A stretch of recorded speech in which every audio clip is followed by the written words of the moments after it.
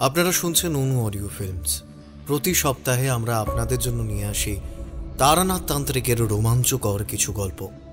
আমাদের একটি অনুরোধ, আমাদের গল্প পাইরেসি করবেন না এবং পাইরেসিকে সমর্থন করবেন না। আমাদের গল্প ভালো লাগলে অবশ্যই আমাদের চ্যানেলটি সাবস্ক্রাইব করুন এবং বেল আইকন প্রেস করে রাখুন। আজ আপনি শুনবেন তারানাথ তান্ত্রিকের গল্প কালান্তক প্রেত সংঘর্ষ ও তারানাথ।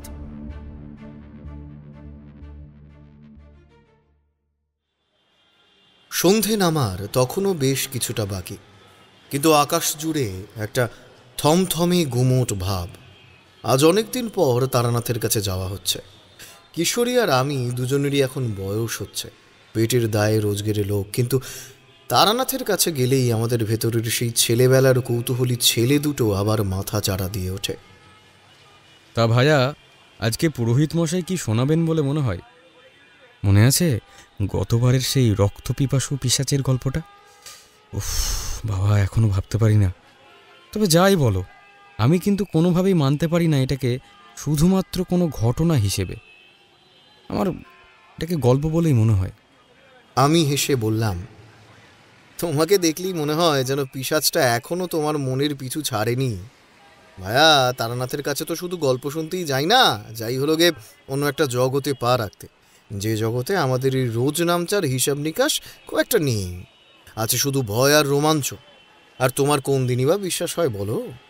তাও তো গোগ্রাসে শুনতে ছুটে যাও আমার সাথে। কিশোরী চোখ ছোট ছোট করে জানতে চাইল, তবে কি আজ একটা তান্ত্রিক বিভীষিকার অভিজ্ঞতা শুনতে পাবো বলে মনে হয় তোমার? কে জানে, তবে উনি যা শোনান সব নাকি ওনার নিজের জীবনের ঘটে যাওয়া ঘটনাই, যখন তিনি মধ্য বয়সীয়। তখন যদিও শুনেছি ওনার খ্যাতি ছিল দিগন্ত জোড়া, তবে এও শুনেছি উনি বিয়ের পর কিছু বছর নাকি অনেক শক্তি ক্ষয়ও করেন। কিছুটা অপব্যবহারের কারণ, আর বাকি কারণটা আজও ধোঁয়াশা। তার মানেই ভাবো, আগে ওনার শক্তি ছিল আরও অনেক। এবার দেখা যাক আজ কি গল্প ঘটনা জোটে আমাদের কপালে। আমরা যখন ওনার মটলেনের দোতলা পুরনো বাড়ির সামনে পৌঁছলাম, তখন চারিদিক বেশ অন্ধকার হয়ে এসেছে। আমরা দেখলাম দরজাটা আলতো করে ভেজানো, বন্ধ করা নেই ভিতর থেকে। এতদিন ধরে আসছি, এরকম খোলা দরজা আগে কখনো দেখিনি। আমার কি মনে হতে ঠেলে ভেতরে ঢুকলাম। সারা বাড়িতে চারিদিকে মাটির প্রদীপ জ্বলছে। বেশ অবাক লাগলো ঘটনাটা। আমি আর কিশোরী দরজায় আর না দাঁড়িয়ে এবার বৈঠকখানার দিকে পা বাড়ালাম। বুঝলাম আজ বাড়িতে চারি বা তারানাথের স্ত্রী কেউই নেই হয়তো। ঢুকতেই দেখলাম তারানাথ ওনার দীর্ঘ দেহ শরীরটা এলিয়ে দিয়ে চোখ বুজে শুয়ে আছেন ওনার সেই বিখ্যাত ভাঙা তক্তপোষে। তা দেখে পায়ে পায়ে এসে বসলাম আমরা তক্তপোষের একটা কোণায়। হঠাৎ আমাদের টের পেয়েই উনি চোখ মেলে চাইলেন। আজ যেন ওনার মুখে একটা চাপা ক্লান্তি, অথচ চোখের দৃষ্টিতে সেই পুরনো উজ্জ্বলতা। মৃদু হেসে বলল তারানাথ, আজ যে তোমরা আসবে সেটা আমার মনই বলছিল। তা কই, আমার পাসিং শোটা দাও দেখি। তারানাথ উঠে বসে কিশোরীর দিকে চেয়ে হঠাৎ উৎসাহী গলায় বলে উঠল, আজ তোমাদের এমন একটা ঘটনার কথা শোনাবো যা আমার তান্ত্রিক জীবনে একটা বিশাল বড় ধাক্কাই ছিল বলতে পারো। এই ঘটনা যখন ঘটে তখন আমার বয়স ওই মেরে কেটে 33 থেকে 34। মধুসুন্দরী দেবীর কৃপায় তখন ক্ষমতার শিখরে আছি। মনে করি পৃথিবীতে এমন কোনো শক্তি নেই যা আমার জ্ঞান ও তন্ত্রের বাইরে। সেই অহংকারী সেইবারের ঘটনাক্রমে ভেঙে চুরমার হয়ে গিয়েছিল। তারানাথের কণ্ঠস্বর নিচু ও শান্ত। আমরা দুজনে ঝুঁকে বসলাম, আর তারানাথ শুরু করলেন তাঁর সেই অভিজ্ঞতার কথা। সেই বেলাতেই প্রথম বুঝেছিলাম সব কিছুর উপরেই আছে অন্য কিছু। সেই অভিজ্ঞতার কথাই আজ তোমাদের শোনাই, শোনো তবে। তারানাথ বলতে শুরু করলেন, সেই দিনটা ছিল এক ভারী বর্ষার রাত। কালবৈশাখীর ঝড় বৃষ্টি আর কি। ঝমঝম করে বৃষ্টি পড়ছে আর তার সঙ্গে পাল্লা দিয়ে বাজ পড়ছে। সেই সময় আমিও আমার স্ত্রী আমরা দুইজন বসে রাতের খাবার খাচ্ছিলাম। সদ্য 1 বছর হয়েছিল আমাদের বিয়ের। আর তোমাদের তো আগেই বললাম তখন আমার বয়স ওই 34-এর কোঠায়। মধুসুন্দরী দেবীর কৃপায় তখন আমি বেজায় বিশ্বাস করি যে কোনো ভয় বা রহস্য আমার কাছে আর তেমন অপরিচিত নেই, থাকতে পারে না। তারানাথ একটা লম্বা টান দিলেন পাসিং শোতে, তারপর ধোঁয়া ছেড়ে ফের শুরু করলেন। আমরা দুজনে বেশ কথা বলতে বলতেই খাওয়া দাওয়া সারছিলাম। বাইরে দুর্যোগ, কিন্তু ভেতরে তখন আমাদের অভাব থাকলেও একটা শান্তির সংসারের প্রতিচ্ছবি ফুটে উঠেছে। হঠাৎ যখন আমার খাওয়া প্রায় শেষের পথে, ঠিক সেই সময় কাঠের সদর দরজায় একটা কড়া নাড়ার শব্দ পেলাম, বেশ জোরেই। তারানাথের কণ্ঠস্বরে সামান্য উত্তেজনা। কিশোরী আর আমি দুজনেই তারানাথের আরও কাছ ঘেঁষে বসলাম। বাইরে তখন ঝিঁঝির এক টানা ডাক শোনা যাচ্ছে। মাঝরাতে কে আওয়াজ করলো এমন করে? আর এই দুর্যোগ কথাটা ভেবেই আমার স্ত্রী ও আমি দুজনেই দরজার দিকে তাকালাম বিস্ময়ের চোখে। এই রাতে আমাদের দরজায় কে আসবে? এমন তো হয় না সচরাচর। কেউ কি বিপদে পড়ল? এই কথাও মনে হলো বোধহয় একবার। আসলে আমি নিজেও তখন খানিক অবাক হলাম, কিন্তু তখনও ভয় পাইনি, কারণ আমার ধারণা ছিল আমি অপ্রতিরোধ্য। কিন্তু দরজাটা তো আর না খুলে বসে থাকা যায় না, কে এসেছে সেটা তো জানতে হবে। আমি উঠে গিয়ে দরজা খুললুম, আর খুলতেই আমার সর্বাঙ্গে যেন কেউ একটা শীতল স্রোত বুলিয়ে গেল। আমি আর কিশোরী দুজনেই নিঃশ্বাস বন্ধ করে শুনছি।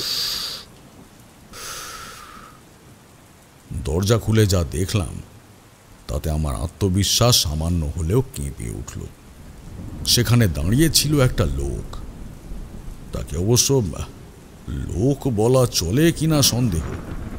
নোংরা ছেঁড়া কাপড়ে ঢাকা এক বিভৎস মূর্তি। লোকটার মাথায় এক জটলা পাকানো চুল, আর মুখ দিয়ে গড়িয়ে পড়ছে লালা রস। তারানাথ সামান্য গলা পরিষ্কার করে ফের বলতে লাগলো। কিন্তু যেটা আমাকে আসল ধাক্কা দিয়েছিল সেটা তার মুখ। লোকটা আমার দিকে তাকিয়ে বিকৃতভাবে সব কটা দাঁত বার করে হাসল। সেই হাসি, সে এক বিভৎস হাসি, যেন কোনো ক্ষুধার্ত জানোয়ারের ক্রূর উল্লাস। তার চোখের মণি দুটোও ছিল টেড়া, স্থির অথচ অস্বাভাবিক রকম জল জ্বলে। সেই টেড়া চোখে সে আমার দিকে তাকিয়ে খ্যাক খ্যাক করে হাসতে লাগলো। সেই আওয়াজটা যেন একটা পশুর জান্তব হাসি। তারানাথ চুপ করে গেলে ঘরের মাটির প্রদীপের আলোয় তার চোখে মুখে একটা চাপা ভয় আর বিতৃষ্ণা স্পষ্ট হয়ে উঠল। তারানাথ দীর্ঘশ্বাস ফেলে বললেন। আমি নিজেকে মুহূর্তেই সামলে নিয়ে কঠিন গলায় তাকে জিজ্ঞাসা করলাম, কে আপনি? কি চান এই মাঝরাতে? কিন্তু তার উত্তর এলো না।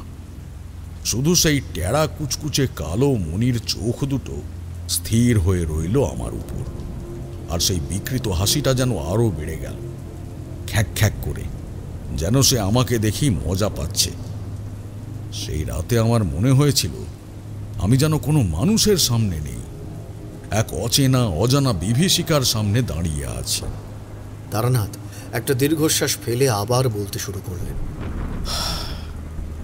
আমি তখনও দরজা আগলে দাঁড়িয়ে লোকটাকে বারংবার জিজ্ঞেস করছি, কিন্তু লোকটা কেবল হাসছে, আর এমন হাসি যা শুধু কানে নয়, অদ্ভুতভাবে আমার পেটের ভেতরেও গিয়ে আঘাত করছে। আমি তখন একটু বিরক্ত হয়েই লোকটাকে দরজা থেকে সরে যেতে বলার জন্য হাতটা বাড়িয়েছিলাম। ঠিক সেই মুহূর্তেই ঘটনাটা ঘটল। কোন ঘটনা? তারানাথের চোখ দুটো দূরে কোথাও গিয়ে স্থির হয়ে গেল, যেন তিনি সেই বিভৎস মুহূর্তটা আবার দেখছেন। লোকটা বিদ্যুৎ গতিতে তার হাতটা বাড়িয়ে আমার হাতটা খপ করে ধরে ফেলল। তার ছোঁয়া, সে এক ঘিনঘিনে অনুভূতি, যেমন শীতল তেমনই ভিজে। আর তার চেয়েও মারাত্মক যা ছিল, হাতটা ধরতেই সে নিজের লালায়িত জিভ বের করে দ্রুত আমার হাতের তালুতে 3 বার বুলিয়ে দিল। তারানাথের মুখে এই ঘটনা শুনেই আমি শিউরে উঠলাম। ছি! তাহলেই বলো বিভূতি, তুমি কেবল শুনেই ছিছি করছো, তাহলে আমার তখন কি অবস্থা ভাবো তো? ঘেন্নায় আমার সারা শরীর তখন ঘিন ঘিনে এক বিতৃষ্ণায় কুঁকড়ে উঠল। আমার মনে হলো যেন কোনো বিষাক্ত সাপ জিভ বুলিয়ে গেল আমার হাতে। অবিশ্বাস্যভাবে জিভ বোলানোর সাথে সাথেই আমার হাতের তালু মারাত্মক রকম জ্বলতে আরম্ভ করল। আমি তো প্রায় লাফিয়ে উঠলাম আর লোকটাকে ধাক্কা দিয়ে সরিয়ে দেওয়ার জন্য প্রস্তুত হলাম, কিন্তু আমি তাকে ধাক্কা দেওয়ার আগেই সে আমার সামনে থেকে সরে গিয়ে দ্রুত পেছন দিকে দৌড়তে আরম্ভ করল। আমি চিৎকার করলাম, কিন্তু সে দৌড়তে দৌড়তে বৃষ্টির মধ্যেই মিলিয়ে গেল এক লহমায়। আমার চোখের সামনে থেকে দূর থেকে আরো দূরে সরে গেল। এরপর বাইরে তখন শুধু বৃষ্টির শব্দ আর ঝড়ের গর্জন ছাড়া আর কিছুই নেই। দৌড়ে পালিয়ে কোথায় গেল? হ্যাঁ, যেন একটা নিছক বিভ্রম আমার থেকে পালিয়ে গেল। কিন্তু আমি জানতাম যে এটা বিভ্রম নয়। আমি দ্রুত দরজা বন্ধ করে ভেতরে এলাম। আমার স্ত্রী তখন ভয়ে সিঁটিয়ে আছে, কিন্তু তখন আমার অন্য চিন্তা। আমি ঘেন্নায় হাতটা মুছতে গিয়ে হঠাৎ থমকে গেলাম। তারানাথ একটা মুহূর্ত নীরব রইলেন, যেন সেই দৃশ্যের নাটকীয়তা ফুটিয়ে তুলছেন। যেখানে লোকটা আমার হাতে জিভটা বুলিয়েছিল সেখানে ভিজে জায়গায় কেমন যেন পোড়া দাগ, কিন্তু তার মধ্যে অস্পষ্ট হলেও একটা লেখা ভেসে উঠেছে। কলমের আঁচড়ের মতো নয়, যেন নখ দিয়ে খোদাই করা। আমি ঘরের প্রদীপের আলোয় হাতটা ভালো করে দেখলাম, আর যা দেখলাম তাতে আমার চেতনা লোপ পেতে লাগলো। কি দেখলেন? দেখলাম আমার হাতের তালুতে স্পষ্ট অক্ষরে লেখা রয়েছে একটি গ্রামের ঠিকানা। তার নিচে একটা পরিত্যক্ত শনি মন্দিরে যাওয়ার নির্দেশ, আর সবার শেষে কাঁপানো হাতে লেখা, কালান্তকের হাত থেকে রেহাই দিন ঠাকুর মশাই। তারানাথ ধোঁয়ার মধ্যে দিয়ে বলল, প্রথমবার সেই মধ্য যুবক বয়সে আমার মনে হলো আমি কিছু বুঝতে পারছি না। যে পাগল লোকটা এসেছিল সে কেন এই ঠিকানা আর এই কাতর অনুরোধ আমার হাতে লিখে গেল, আর কিভাবেই বা জিভ বুলিয়ে লিখতে পারল। আর কালান্তক, সেই নামটা শুনে আমার বুকটা কেমন জানি ধক করে কেঁপে উঠল। আমার মনে হলো আমি এক এমন খেলায় জড়িয়ে পড়ছি যেখানে আমার ক্ষমতা নিতান্তই সামান্য হয়তো। তারানাথ গভীর নিস্তব্ধতা ভেঙে আবার শুরু করল। আমি স্থির দাঁড়িয়ে রইলাম। লোকটার স্পর্শটা তখনও যেন আমার হাতে লেগে রয়েছে, সেই ঠান্ডা পিচ্ছিল বিভৎস অনুভূতি। আমি নিজেকে শান্ত করলাম।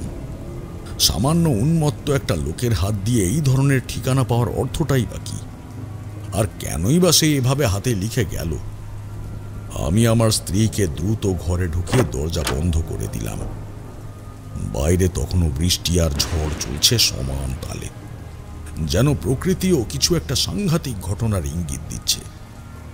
প্রদীপের আলোয় যখন হাতের লেখাটা পড়লাম, তারানাথ একটা টান দিয়ে ধোঁয়াটা ধীরে ধীরে ছাড়লেন। যে ঠিকানাটা লেখা ছিল সেটা কোনো সাধারণ গ্রামের ঠিকানা নয়। এই অঞ্চলে সেই গ্রামের কুখ্যাতি সুবিদিত, আধিয়া গ্রাম। তার পাশে আবার সেই নির্দেশ। আধিয়া গ্রামের পরিত্যক্ত জমিদার বাড়ি থেকে কিছুটা দূরে একটা পরিত্যক্ত অর্ধ ভাঙা শনি মন্দির আছে, সেইখানে যেতে হবে। আর তার নিচে সেই কয়েকটি শব্দ, কালান্তক প্রেতের হাত থেকে রেহাই দিন ঠাকুর মশাই। তখন আমার যৌবন কাল, মন্ত্র আর তন্ত্রের শক্তিতে তখন আমি দিগ্বিজয়। কালান্তক, এই নামটা আমার শোনাই ছিল কিছুটা। সাধারণ লোককথা নয়, তন্ত্রশাস্ত্রের অতি গোপনীয় কিছু তথ্য, কিছু কথা বা অশুভ বা শুভ দুই রকম শক্তিরই একটা চূড়ান্ত রূপকে নির্দেশ করে। শিবের এক মৃত্যুঞ্জয় রূপ হল কালান্তক। আবার কৌলতন্ত্র, রুদ্রজামল তন্ত্র এবং অঘোর শাস্ত্রে স্পষ্ট বলা আছে যে শ্মশান মধ্য সাধনম অসত্য বলে করে, তস্মাৎ প্রেত তত্ত্ব লভতে না তু শিবত্মম। অর্থাৎ যে শ্মশান বা মৃত্যু চেতনায় অশুদ্ধ মনে সাধনা করে সে মুক্তি নয়, প্রেতত্ব অর্জন করে। শিবের মতো কালান্তক নয়, বরং কালান্তর বন্ধ আত্মা হয়ে যায়। আমি দ্বিধায় রইলাম, তবে বুঝলাম আর যাই হোক শুভ তো নয়। প্রেতই হয়তো বটে, কিন্তু যে লোকটা এসেছিল তার এই গভীর জ্ঞান, তার এই বীভৎস হাসি কি তবে অসহায়তার আড়ালে কোনো বার্তা ছিল? আমি বুঝতে পারলাম এ নিছক কোনো ডাকাত বা উন্মত্তের কাজও নয়। এটা একটা আমন্ত্রণ, হয়তোবা ফাঁদ।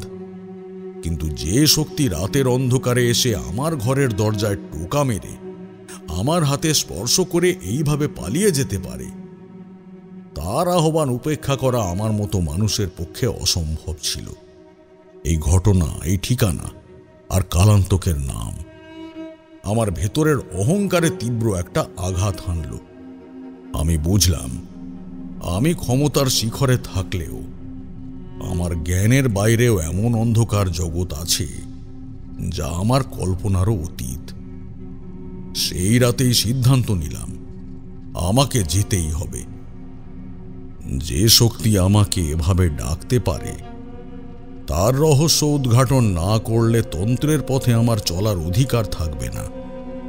আর সেটাই ছিল আমার জীবনের এক সন্ধিক্ষণ। সেই রাতে আমি একজন তান্ত্রিকের থেকেও একজন কৌতূহলী অনুসন্ধানীতে পরিণত হলাম। পরের দিন ভোর হতেই আমি বেরিয়ে পড়লাম সেই গ্রামের উদ্দেশ্যে, আঁধিয়া গ্রাম। পরের দিন ভোর হতে না হতেই আমি প্রস্তুত হলাম। ঘটনার স্বার্থে তোমাদের বলে রাখি, সময়টা তখন ওই 1910 সাল। সবে ব্রিটিশ আমলের সেই কলকাতা, যেখানে মোটর গাড়ি এখনো বিরল আর টেলিগ্রামই দ্রুত যোগাযোগের মাধ্যম। শহর থেকে আঁধিয়া গ্রাম প্রায় 40-45 মাইলেরও বেশি দূরে। প্রথমে কড়েয়া থেকে একটা এক্কা গাড়িতে চাপলাম। যাত্রা করবার আগেই আমি পুরনো নথিপত্র ঘেঁটে বের করেছিলাম আঁধিয়া গ্রামে যাওয়ার নকশা। আমি যা বুঝেছি সেইভাবেই পুরো রাস্তাটা বুঝিয়ে বললাম সেই এক্কাওয়ালা ভাইকে। সে আঁধিয়া গ্রামের নাম শুনেই কপালে দুবার হাত ঠেকিয়েছিল। বুঝলাম কুখ্যাতিটা নেহাত গুজব নয়, কিন্তু পেটের দায়ে সে রাজি হল। তবে ভাড়ার অঙ্কটা স্বাভাবিকের চেয়ে ঢের বেশি চাইল। আমি আর দর কষাকষি করলাম না, সময় নষ্ট করার ইচ্ছে আমার তখন ছিল না। যা বলল তাতেই সম্মতি দিলাম। এক্কা প্রায় দুপুরের আগে আমাকে গিয়ে নামালো এক জীর্ণ রেল স্টেশনের কাছে। শহর থেকে গ্রাম পর্যন্ত সরাসরি কোনো সড়কপথ তখনও হয়নি। সেইখানে গিয়ে আবার খুঁজতে হলো এক পুরনো পালকি। স্টেশন থেকে আঁধিয়া গ্রামে যাওয়ার পথ নাকি দুর্গম, জল কাদা আর জঙ্গলে ভর্তি। এক্কাওয়ালা আগেই সাবধান করেছিল। প্রায় ঘণ্টাখানেকের চেষ্টায় একজন বেঁটে রোগা বাহক জুটল, যার কাছে একটা নড়বড়ে পালকি ছিল। পথের কথা বললে সেও আকাশ ছোঁয়া দাম হাঁকল। বুঝতে পারলাম এই পথে যারা যাতায়াত করে তারা নিতান্তই নিরুপায়।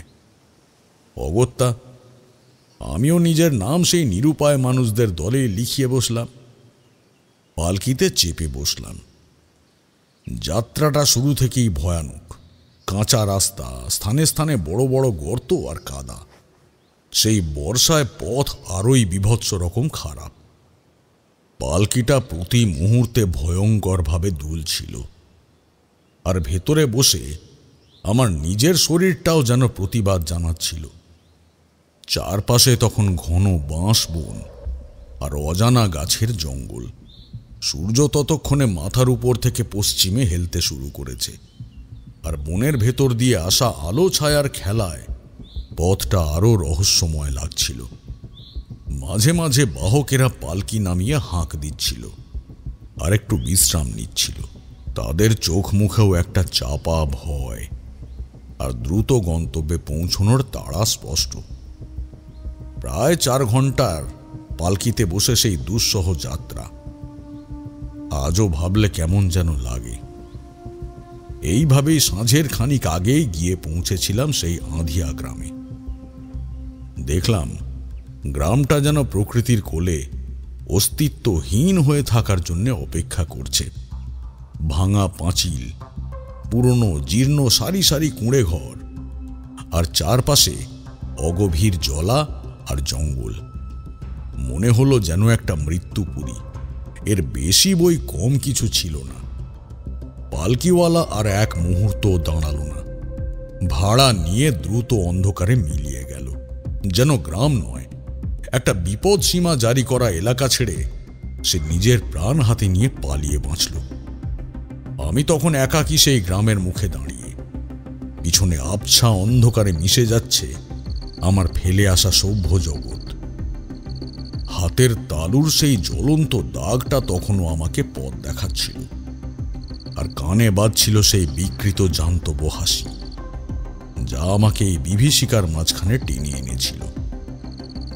আমি গ্রামের মুখে কিছুক্ষণ স্থির হয়ে দাঁড়ালাম। সন্ধে নেমে এসেছে। চারিদিকে একটা গা ছমছমে নীরবতা। ঝিঁঝির ডাকটা এই নীরবতাকে আরো গভীর করে তুলছে। মনে হলো এই গ্রামে বোধহয় স্বাভাবিক মানুষের বসতি নেই। কেবল প্রেত আর অশুভ আত্মারা এখানে নিজেদের রাজত্ব কায়েম করেছে। হাতের তালুতে লেখাটা অনুসরণ করে এগোলাম। প্রথমে একটা পরিত্যক্ত জমিদার বাড়ির সামনে এসে পৌঁছালাম, যার উল্লেখ আমার হাতে করেছিল সেই পাগল লোক। সেই বাড়ির জীর্ণ দশা দেখলে গা শিউরে ওঠে। বিশাল দালান, কিন্তু সব জানলা দরজা ভাঙা, আগাছায় ঢাকা। ভেতরে যেন শতবর্ষের অন্ধকার জমাট বেঁধে আছে। মন বলল এইটাই সেই অশুভ শক্তির মূল কেন্দ্র। সেই বাড়ির জীর্ণ দশা দেখলে গা শিউরে ওঠে। বিশাল দালান, কিন্তু সব জানলা দরজা ভাঙা, আগাছায় ঢাকা। ভেতরে যেন শতবর্ষের অন্ধকার জমাট বেঁধে আছে। মন বলল এইটাই সেই অশুভ শক্তির মূল কেন্দ্র। তবে আমার গন্তব্য ছিল সেই জমিদার বাড়ি থেকে কিছুটা দূরে অবস্থিত পরিত্যক্ত শনি মন্দির। আমি পথ চলতে শুরু করলাম। গ্রামের পথ সরু, দুপাশে পুরনো কুঁড়ে ঘরের ভাঙা দেওয়াল। কোথাও কোনো আলো নেই, কেবল মাঝে মাঝে শেয়ালের ডাক আর বাদুড়ের ডানার ঝাপটা। এত তাড়াতাড়ি সবাই ঘুমিয়ে পড়বে এটা আমি আশা করিনি।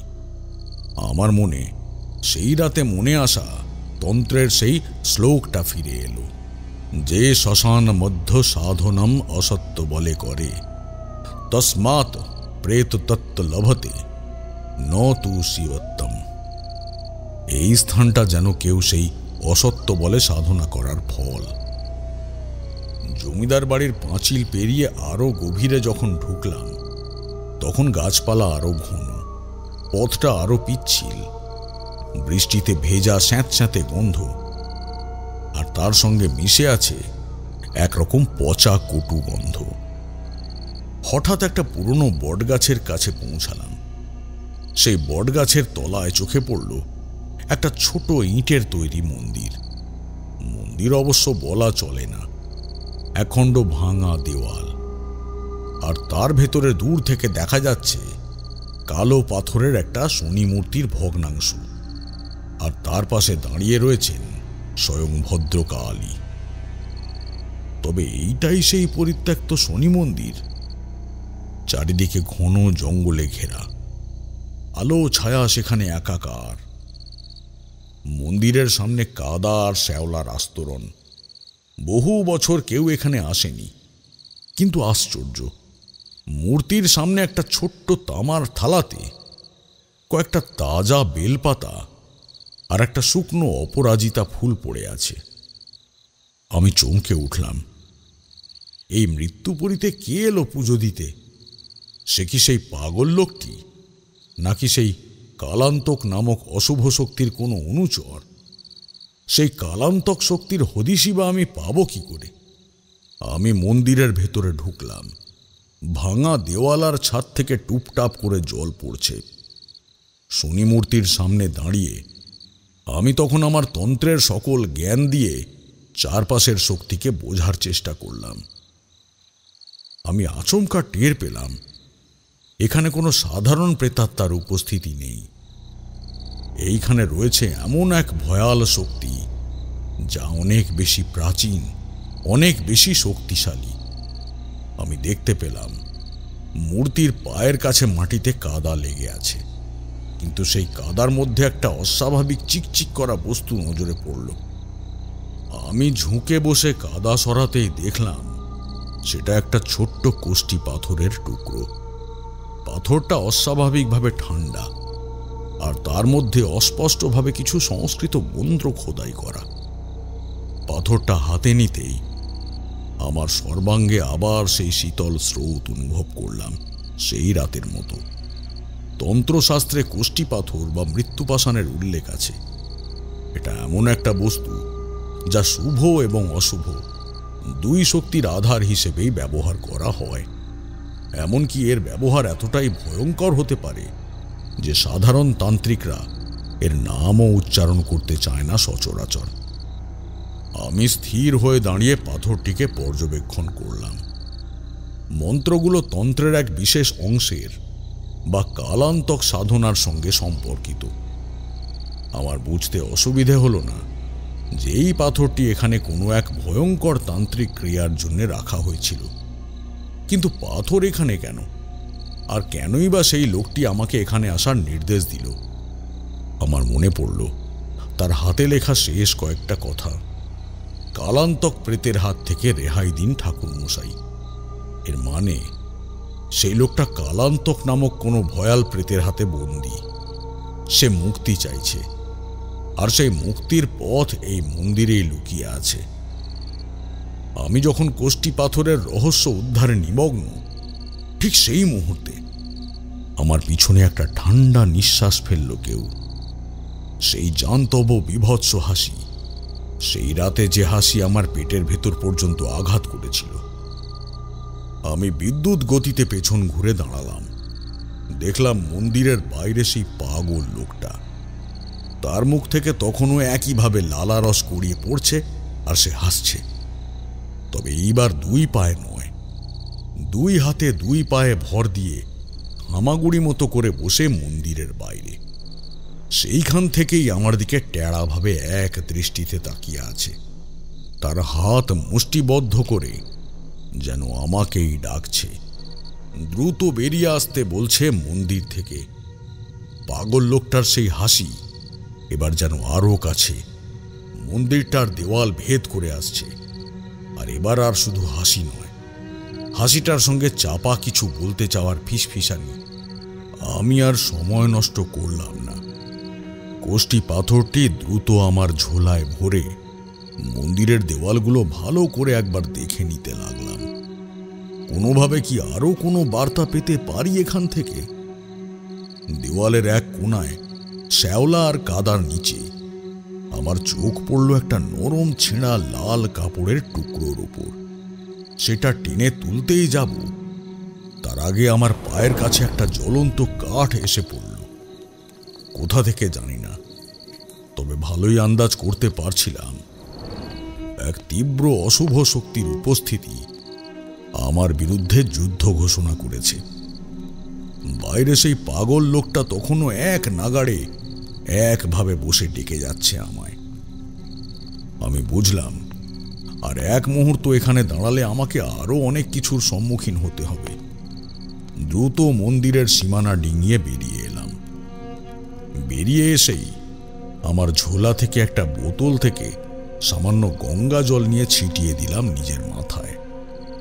বড় ঠাকুরের মন্দিরে প্রবেশ করলে এমনটাই নিয়ম। আমি যেই না বেরিয়েছি, লোকটা তার সেই বিভৎস হাসিটা থামিয়ে দিল, যেন সে এতদিন আমার জন্যই অপেক্ষা করছিল। এইবার আর সে সেখানে বসে রইল না। বিদ্যুৎ গতিতে হামাগুড়ির মতো চার হাত পায়ে ভর দিয়ে হাঁটতে শুরু করল। তার হাঁটার ভঙ্গিটা মানুষ কিংবা পশুর মতো নয়, যেন দুটো আলাদা প্রাণীর সংমিশ্রণ, এক অভূতপূর্ব বিভৎসতা। আমি আর এক মুহূর্ত দেরি না করে গঙ্গা জলের বোতলটা ঝোলায় পুরে তাকে অনুসরণ করতে শুরু করলাম। আঁধিয়া গ্রামের পথ ধরে নয়, লোকটা হাঁটা শুরু করলো গ্রামের সীমান্তবর্তী ঘন জঙ্গলের দিকে। চারিদিকে অন্ধকার তখন আরো নিবিড় হয়ে আসছে, আর বাতাসের আর্দ্রতা যেন গায়ে কাঁটা দিচ্ছিল। আমি জানি এই জঙ্গলে প্রবেশ করা মানে আরো বড় বিপদের মুখে পড়া, কিন্তু তবু আমার হাতে সেই পাথরের স্পর্শ আর সেই কালান্তকের যুদ্ধ আহ্বান আমাকে এক অদৃশ্য বিশ্বাসের বাঁধনে বেঁধে রেখেছিল। মনে হলো এই লোকটা শুধু পাগল নয়, এ যেন আমার সেই যাত্রার এক পথ প্রদর্শক, এক অদ্ভুত দূতের মতো আমাকে কোনো একটা চরম সত্যির দিকে নিয়ে যাচ্ছে। প্রায় 10 মিনিট ধরে আমরা চললাম। লোকটা একবারও পেছন ফিরে তাকায়নি। কেবল তার জান্তব হামাগুড়ি আর সেই ছেঁড়া কাপড়ের আবছা শরীরটা অন্ধকারে লক্ষ্য করে আমি অনুসরণ করে চললাম। লোকটা হঠাৎ একটা জায়গায় এসে স্থির হয়ে দাঁড়াল। সেখানে দাঁড়িয়ে আছে একটা বিরাট বিস্তৃত অশ্বত্থ গাছ। গাছের গুঁড়িটা এতই চওড়া যেন বহু যুগ ধরে সে একাই প্রকৃতির সমস্ত ঝড় বৃষ্টি সহ্য করে দাঁড়িয়ে আছে। কিন্তু আমার চক্ষু স্থির হলো অন্য এক দৃশ্যে। গাছের সেই বিশাল গুঁড়ি বেয়ে মাঝ বরাবর একটা কাঠের সিঁড়ি উঠে গেছে। সিঁড়িটা পুরনো হলেও মজবুত, লতা পাতা আর শ্যাওলায় ঢাকা, যেন কেউ খুব গোপনে এটাকে বানিয়ে ব্যবহার করে আসছে। আমি আস্তে আস্তে সিঁড়িটাকে অনুসরণ করে ওপরের দিকে তাকালাম, আর যা দেখলাম তাতে আমার চক্ষু চড়ক গাছ। গাছটির ডালপালাগুলো বিস্তৃত হয়ে আছে, আর তার মাঝেই গাছের ডালপালায় ভর দিয়ে খাড়া করানো আছে এক দোতলা কাঠের বাড়ি। ডালপালাগুলোই যেন বাড়ির কাঠামো। এটা কোনো কুঁড়ে ঘর নয়, কাঠের তৈরি একটা জীর্ণ বাড়ি, যা গাছের বিস্তারকে অবলম্বন করে আকাশের দিকে মুখ করে দাঁড়িয়ে আছে। নিচ থেকে দেখলে মনে হবে বাড়িটা যেন গাছের একটা অংশ, কোনো মানুষের তৈরি স্থাপত্য নয়। সেখানে আলো আঁধারের লুকোচুরি খেলা চলছিল। লোকটা এবার গাছের নিচে স্থির হয়ে সেই সিঁড়ির দিকে হাত বাড়িয়ে যেন আমাকে ওপরে যাওয়ার নির্দেশ দিল। তার টেরা চোখ দুটো এবার সিঁড়ির দিকে স্থির। আমি বুঝলাম এই সেই রহস্য, যার হদিশে আমাকে এই লোক নিয়ে এলো এতটা পথ পেরিয়ে। আমি আর এক মুহূর্ত সময় নষ্ট করলাম না। লোকটা তখনও নিচে দাঁড়িয়ে, তার টেরা চোখ সিঁড়ির দিকে স্থির। আমি বুঝলাম এই পথ প্রদর্শক আর আমার সঙ্গী হবে না। সাহস করে সিঁড়িতে পা রাখলাম।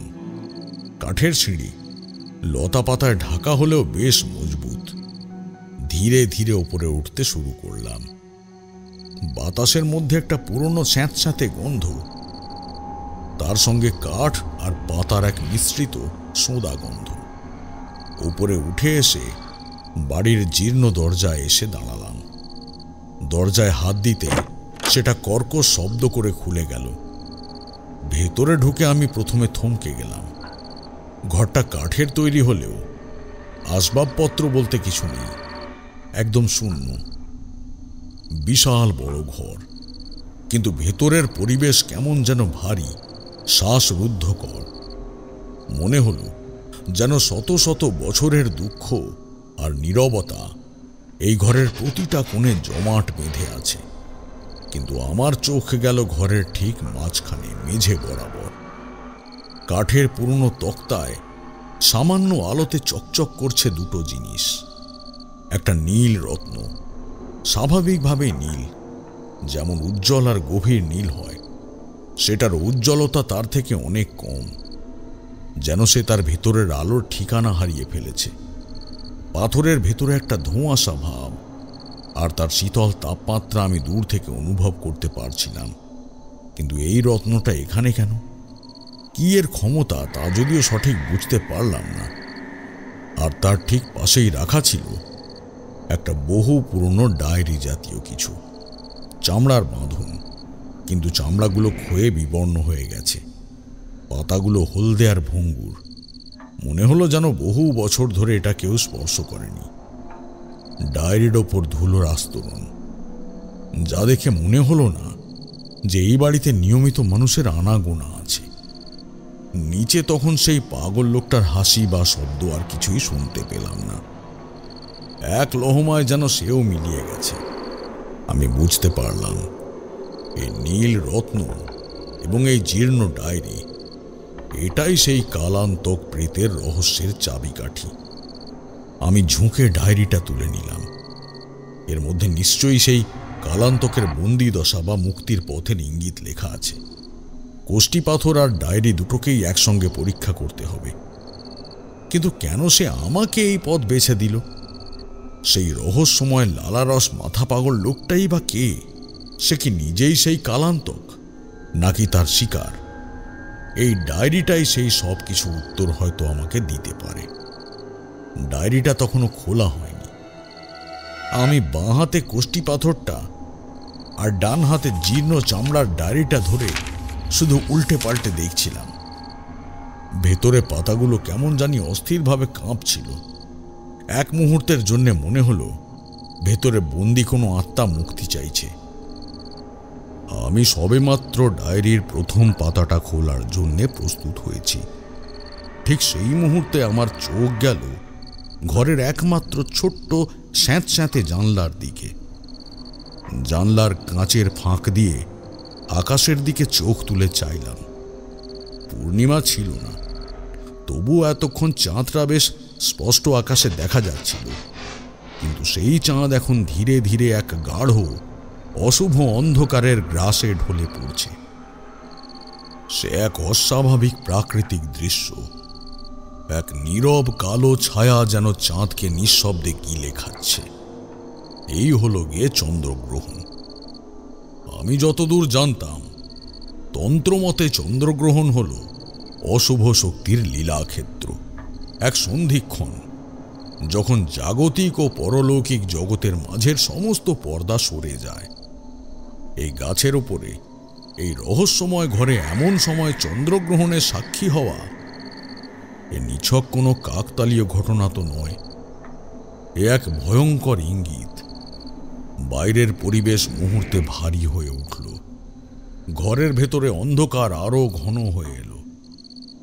সেই জমাট নীরবতার মধ্যে হঠাৎই আমার কানে এলো কাঠের সিঁড়ি বেয়ে কারোর উপরে উঠে আসার শব্দ।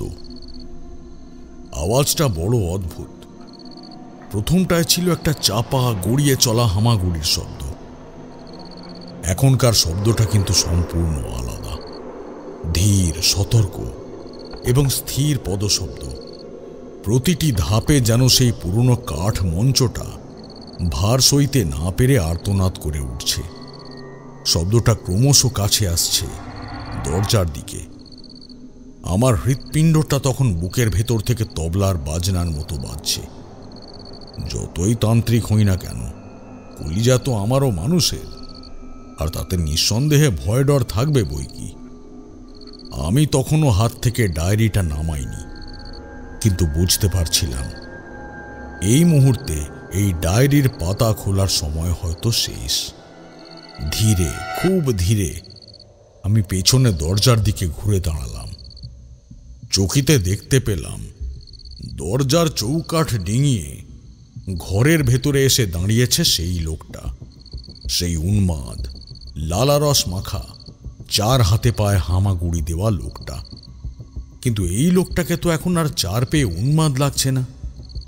সে দিব্যি সুস্থ সবলভাবে দুই পায়ে সোজা হয়ে শিরদাঁড়া সোজা করে দাঁড়িয়ে আছে। তার মাথায় জট পাখানো চুল এখন সামান্য এলোমেলো, কিন্তু আগের মতো সেই বিভৎস চেহারাটা আর নেই। তার ছেঁড়া কাপড়ের আবরুটা যেন ঠিকঠাক হয়ে এসেছে। তার মুখে সেই খ্যাক খ্যাক হাসি বা লালারসের চিহ্ন মাত্র নেই। সে এখন কেবল শীতল স্থির দৃষ্টিতে আমার দিকে তাকিয়ে রয়েছে। তার চোখে সেই টেড়া ভাবটা নেই, বরং এক ধরনের গভীর অব্যক্ত যন্ত্রণা আর বুদ্ধির দীপ্ত স্থিরতা, যা আমাকে আরো বেশি জটিলতায় ফেলে দিল। কারণ সে তো এখন আর কোনো পশুর মতো ব্যবহার করছে না, বরং তাকে দেখে এক ঝলকে মনে হচ্ছে এক ভয়ঙ্কর বুদ্ধিমান মানুষ। লোকটি এবার নিচু কিন্তু পরিষ্কার গলায় সম্পূর্ণ অচেনা এক শান্ত স্বরে কথা বলে উঠল, যেন সে কোনো পাগল নয়। দীর্ঘকাল মৌন থাকার পর কথা বলল। স্বাগতম ঠাকুর মশাই, আপনি এসেছেন। আর আমিও হয়তো খুব শীঘ্রই মুক্তি পেতে চলেছি। আমি নরহরি, কালান্তকের শিকার, বা আপনি যাকে পাগল বলেছিলেন সেই দূত। নরহরি মৃদু হাসল। নরহরি এবার আমার দিকে এক পা এগিয়ে এসে সম্পূর্ণ স্থির চোখে তাকিয়ে শান্ত কিন্তু দৃঢ় কণ্ঠে বলল, ঠাকুর মশাই, এই আঁথিয়া গ্রামের সেই পরিত্যক্ত শনি মন্দির যেখানে আপনি কোষ্ঠী পাথরটি পেয়েছেন, এককালে আমি ছিলাম সেই মন্দিরের শনিদেব ওরফে বড় ঠাকুর ও ভদ্রাকালীর পূজারী। কিন্তু আমার সেই পরিচয় অনেক কাল আগের। 7 বছর আগে এই গ্রামেই এক শিবসাধক, তার নাম শম্ভুনাথ, কর্মফলদাতা বড় ঠাকুরের শক্তিকে অকেজো করার জন্য এক ভয়াল তান্ত্রিক সাধনা শুরু করে। তার উদ্দেশ্য ছিল সমস্ত প্রাকৃতিক বিচারকে পাল্টে দেওয়া। নরহরি যেন গভীর যন্ত্রণার এক দীর্ঘশ্বাস ফেলল। তার কণ্ঠস্বর কাঁপছিল, কিন্তু তার চোখের স্থিরতা অটুট ছিল। সে স্বয়ং শিবের বরদান লাভ করে যে সে মৃত্যুর পরেও অপরাজেয় থাকতে চায়, এবং অবিশ্বাস্যভাবে তা পায়ও। জীবিত অবস্থায় সে 9টা নারীর বলি দিয়েছিল, এবং শেষ বলি দিয়েছিল নিজের হাতে নিজের মুন্ডু কেটে ফেলেছিল।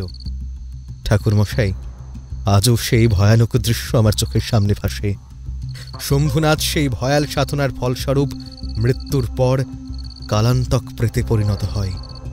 সে তার তন্ত্রশক্তির অপব্যবহার করে প্রথমে আমার সমস্ত আধ্যাত্মিক শক্তিকে শুষে নেয়, আর সবথেকে ভয়ানক যা করেছিল, সে তার জাদু বলে আমার মনুষ্য সত্তায় কুকুরের চরিত্র ঢুকিয়ে দেয়।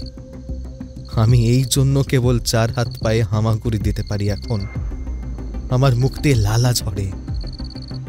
আমি এক জীবিত মানুষ, কিন্তু ভেতরে এক পশুর আত্মা। আমার সেই গুপ্ত শক্তি, আমার সাধনার সমস্ত ক্ষমতা ওই কালান্তক নিজের ভেতরে শুষে নিয়েছে। আর এই গাছের ওপরের জীর্ণ কাঠামো আর এই নীল রত্ন, এগুলো কালান্তকের অভিশাপের শেষ বাঁধন। নরহরি ঘরের মাঝের নীল রত্নটি দেখাল। সেটি এখন চন্দ্রগ্রহণের কালো ছায়ায় আরো ম্লান, যেন নিষ্প্রাণ। কালান্তক তার শক্তি দিয়ে এই গ্রামকে এক মৃত্যুপুরীতে পরিণত করেছে। কালান্তক প্রতি রাত্রে এই গাঁয়ে আবারও একজন করে মানুষকে বলি দেয়। এই নৃশংসতা বন্ধ করার ক্ষমতা আমার ছিল না। আমি শুধু মুক্তি চেয়েছিলাম, আর আমার মুক্তির পথ ছিল একমাত্র আপনার মতো একজন শক্তিমান তান্ত্রিকের কাছে। নরহরি আমার হাতে থাকা কোষ্ঠী পাথরটির দিকে স্থির চোখে তাকালো। ঠাকুরমশাই, আজকের এই ঘটনা কোনো কাকতালীয় নয়। কালান্তকের জাদু একমাত্র অকেজো হয় চন্দ্রগ্রহণের রাতে। এই সময় যখন সমস্ত অশুভ শক্তি দুর্বল বা গতিহীন হয়ে পড়ে, তখনই কোনো শুদ্ধ তান্ত্রিকের ছোঁয়া সেই বাঁধনকে আলগা করতে পারে। আর হিসেব মতো আজকেই হচ্ছে সবচেয়ে বেশি সময়ের গ্রহণ। আপনার হাতে জিভ বুলিয়ে আমি আসলে সেই কোষ্ঠী পাথরের মন্ত্রকে আপনার শরীরে স্থানান্তরিত করেছি। এখনও আমার ভেতর কিছু শক্তি অবশিষ্ট রয়েছে, কিন্তু সাবধান ঠাকুরমশাই, সেই কালান্তকের সবচেয়ে বড় শক্তি হল তার বিরুদ্ধে প্রয়োগ করা যে কোনো তন্ত্র শক্তিকে সে শুষে নিতে পারে। আপনি চিরদিনের জন্য সেই শক্তি হারিয়েও ফেলতে পারেন। নরহরি হঠাৎ জানলার দিকে তাকিয়ে অত্যন্ত উত্তেজিত এবং আতঙ্কিত হয়ে উঠল। তার চোখের স্থিরতা ভেঙে সেখানে এক তীব্র ভয় ফুটে উঠল। সে 2 হাত তুলে ইশারায় বাইরে থেকে আসা অন্ধকারের দিকে দেখালো। আমাকে মুক্তি দিন, আমাকে মুক্তি দিন ঠাকুর মশাই। সে আসছে। আপনি ডায়েরিটা খুলুন, সব বুঝতে পারবেন। আর সময় নেই, চন্দ্রগ্রহণ শেষ হয়ে আসছে, আর তারপরেই কালান্তকের শক্তি আরও বেড়ে যাবে। এই পুঁথি আপনি ব্যতীত আর কেউ হাত দিতে পারবে না। তার কারণ এই পুরো গ্রামকে কালান্তক ইতিমধ্যেই মায়াজালে আচ্ছন্ন করে ফেলেছে। আর এই পুঁথি আর নীল রত্ন স্বয়ং বড় ঠাকুরের আশীর্বাদ প্রাপ্ত। কথাটা শুনে আমার সর্বাঙ্গ দিয়ে ঘাম ঝরতে লাগলো।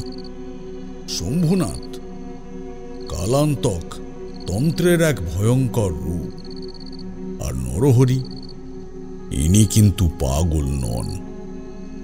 ইনি একজন অভিশপ্ত মানুষ কেবলমাত্র। আমি আর এক মুহূর্ত নষ্ট করলাম না। বাঁ হাতে থাকা সেই শীতল কোষ্টি পাথরটা শক্ত করে ধরে ডান হাতে থাকা জীর্ণ ডায়েরিটা তীব্র অস্থিরতার মধ্যে খুলে ফেললাম। এই পুঁথির ভেতরেই কালান্তকের বিনাশপন্থা লেখা, আর নরহরির মুক্তির পথও লুকিয়ে আছে। তা অবশ্য আর বলার অপেক্ষা রাখে না। পুঁথির পাতাগুলো হলুদ হয়ে ভঙ্গুর অবস্থায় ছিল।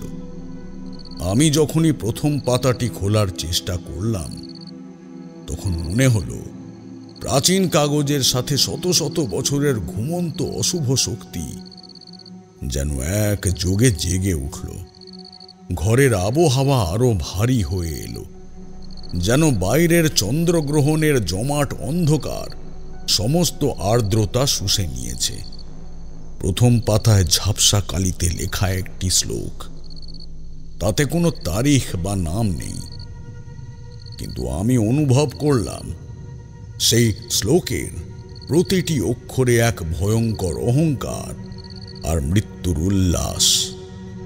এটা কোনো সাধারণ সাধকের লেখা নয়, এ হলো স্বয়ং শম্ভুনাথের আত্মজীবনী।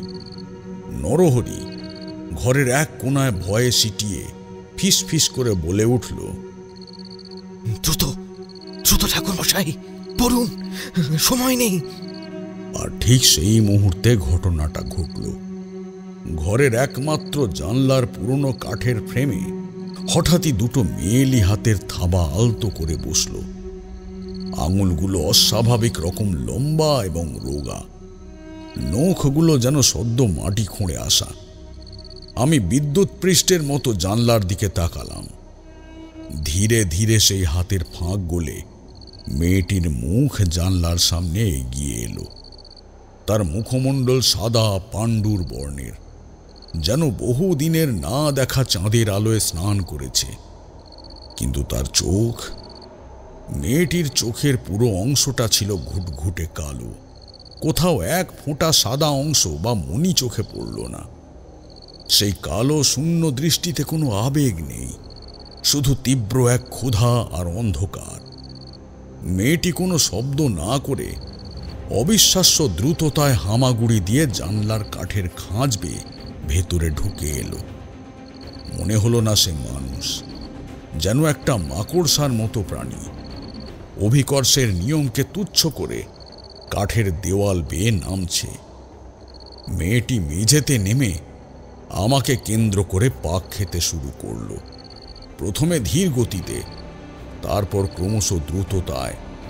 তার ছেঁড়া পুরনো সাদা শাড়ির আঁচল ঘূর্ণির মতো পাক খেতে লাগল। আর তার সঙ্গে সঙ্গে ঘরের মধ্যে এক বরফের মতো ঠান্ডা বাতাস বইতে শুরু করল। সেই বাতাস কেবল শীতল নয়, তার মধ্যে ছিল কাঁচা মাংসের পচা গন্ধ। আমার হাতের পুঁথির পাতাগুলো সেই ঘূর্ণি বাতাসে ঝাপটাতে লাগলো, যেন এই ঘূর্ণি আমাকে পুঁথির দিকে মনোনিবেশ করতে বাধা দিচ্ছে। শম্ভুনাথের প্রথম বলি, ঠাকুর মশাই সে এসেছে। সে আপনার শক্তি শুষে নিতে এসেছে কালান্তকের দূত হয়ে। নরহরি প্রায় চিৎকার করে বলল। তার কণ্ঠস্বর আতঙ্কে ভেঙে গেছে। ঘূর্ণনরত মেয়েটি হঠাৎ আমার ঠিক সামনে এসে স্থির হলো। তার সেই কালো কোটরের মতো চোখ দুটো নিবদ্ধ আমার হাতে থাকা কোষ্টি পাথরটার উপর। তার ঠোঁট নড়ছে, কিন্তু কোনো মানুষের ভাষা তাতে নেই, বরং মুখ দিয়ে বেরিয়ে এলো যেন হাজারো ঝিঁঝি পোকার এক সম্মিলিত গুঞ্জন। সেই আওয়াজ আমার মাথার ভেতরে তীব্রভাবে আঘাত করতে লাগলো, যেন কেউ আমার চেতনাকে টেনে হিঁচড়ে বের করে আনতে চাইছে। মেয়েটি ফিসফিস করে বলল,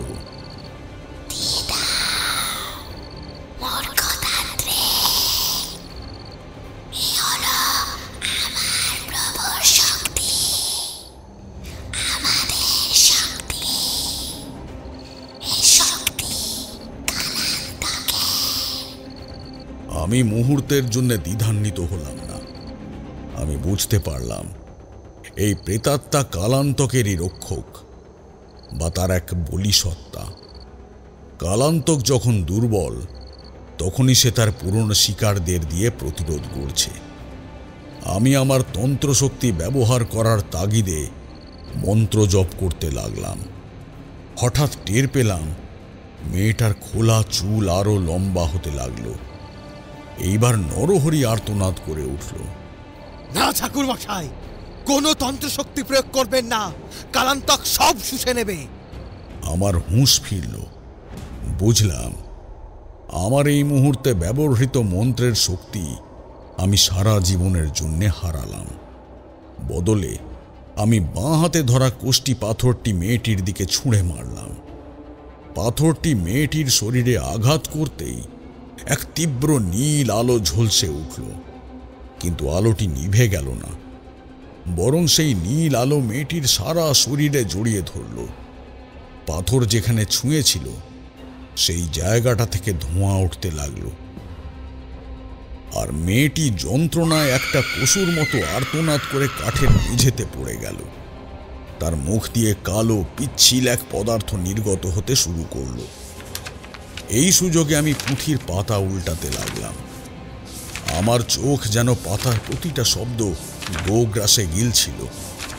অবশেষে আমি একটি নির্দিষ্ট পৃষ্ঠায় এসে থামলাম। সেইখানেই শেষমেশ পেলাম শম্ভুনাথের নিজের হাতে লেখা এক স্বীকারোক্তি। লেখার মধ্যে একটি অংশ আমার চোখে পড়তেই আমি চমকে উঠলাম। আমি জানি আমার এই কালান্তর বদ্ধ আত্মাকে মুক্তি দিতে গেলে আমার এই কোষ্টি পাথরকে দরকার। যেই এই পাথর হাতে নেবে সেই হবে আমার অহংকারের আধার। কিন্তু আমার শক্তি কেবল নীল রত্নের সঙ্গে এক যোগে কাজ করে। আমার দুর্বলতা শুধু একটি, আমার মৃত্যুর পর যে 9 জন নারীকে আমি বলি দিয়েছিলাম তাদের আত্মার সম্মিলিত শক্তি আমাকে চন্দ্রগ্রহণের শেষ মুহূর্তে দুর্বল করে দেয়। সেই 9 জনের নাম আর তাদের বলিদানের দিনটি যদি সঠিক নিয়মে গঙ্গা জলে মিশিয়ে পাথরটিকে বিসর্জন দেওয়া যায় তবে আমার বিনাশ অনিবার্য। অন্যথা যে মুক্তি চাইবে সে নিজেই কালান্তক হবে। আমি দেখলাম সেই 9টি নারীর নাম এবং বলিদানের তারিখ লেখা আছে ডায়েরির নিচের অংশে। ঠিক তখনই মেঝেতে পড়ে থাকা মেয়েলি প্রেতাত্মাটি আবার উঠে দাঁড়াল। তার চোখে এখন শুধুমাত্র ক্রোধ আর হিংসা।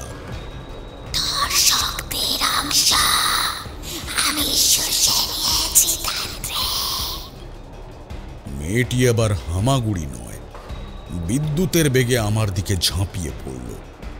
তার উদ্দেশ্য পরিষ্কার, ডায়েরি। আমি জানতাম আর এক মুহূর্ত দেরি হলেই সব শেষ। পাথরটি দিয়ে আমি প্রেতাত্মাকে সাময়িকভাবে আটকেছি, কিন্তু চন্দ্রগ্রহণ প্রায় শেষ। বাইরে থেকে এক তীব্র শীতল বাতাস কাঠের ঘরের দরজা ভেদ করে যেন এক চূড়ান্ত শক্তির আগমনী বার্তা ঘোষণা করল। আমি এক হাতে ডায়েরিটা বুকের কাছে চেপে ধরলাম, অন্য হাতে গঙ্গা জলের বোতলটা বের করলাম। আর তখনই ঘরের মেঝেতে রাখা নীল রত্নটি তীব্র বেগুনি আলোয় জ্বলে উঠল, যেন কালান্তকের শেষ বাঁধন ভাঙতে চলেছে। ও আসছে ঠাকুর মশাই, কালান্তক এসে গেছে। নরহরি আবারও বলে দ্রুত ঘর ছেড়ে বেরিয়ে কাঠের সিঁড়ি বেয়ে তড়তড়িয়ে নিচে নেমে গেল। তবে আমার কানে আর কিছু ঢুকছিল না। আমার মাথায় তখনও একটাই কথা ঘুরছিল, যে আমার তন্ত্রশক্তির এক অংশ ওই পিশাচিনী নিয়ে গেছে, এবং আমি যে মন্ত্র আজকে ব্যবহার করলাম তা মধুসুন্দরী দেবীর থেকে আমি প্রাপ্ত করেছিলাম। আজকের চন্দ্রগ্রহণের সময় শেষ, কালান্তককে শেষ করা গেল না। অর্থাৎ কালান্তককে দুর্বল অবস্থায় পাওয়ার আর কোনো সম্ভাবনাই নেই। এইবারে ওই 9 জন নারীর আত্মাকে কোনোভাবে একত্রিত করে কোষ্ঠী পাথরকে বিশুদ্ধ করে তাদের নাম নিয়ে গঙ্গায় ফেলতে হবে। তবে সবটাই কালান্তক তখন অনুভব করতে পারবে, আর হয়তো বাধাও দেবে।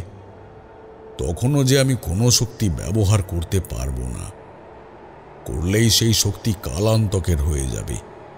হুঁশ ফিরতে ঘরের চারিদিকে তাকিয়ে বুঝলাম নরহরি ইতিমধ্যেই সিঁড়ি বেয়ে নিচে নেমে গেছে। তার সেই দ্রুত পলায়ন আমার মনে নতুন করে সন্দেহের জন্ম দিল। তবে কি নরহরি ও কালান্তকেরই কোনো গভীর ফাঁদ? এই গভীর রাতে এই জীর্ণ কাঠের ঘরে আমি তখন একা, একমাত্র সঙ্গী এক ক্ষিপ্ত প্রেতাত্মা, যার চোখে এখন তীব্র প্রতিশোধের আগুন জ্বলছে।